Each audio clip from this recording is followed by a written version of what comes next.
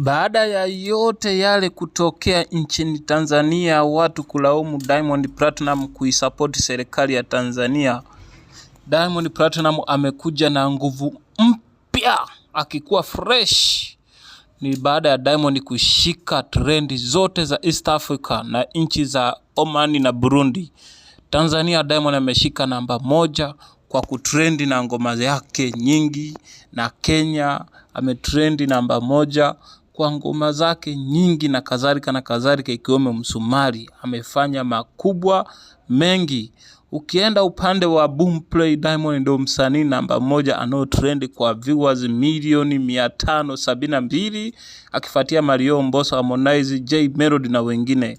Kwa Tanzania pia akishika trend hiyo kwenye mtandao wa Audiomack, ameongoza Diamond namba 2, Mario, J Melody na kina Mbosso wengine wakikuwemo ndani. Diamond huyu amefanya mambo makubwa sana ndani ya nchi za East Africa. Ukienda Oman, Diamond Platinum amefanya makubwa pia.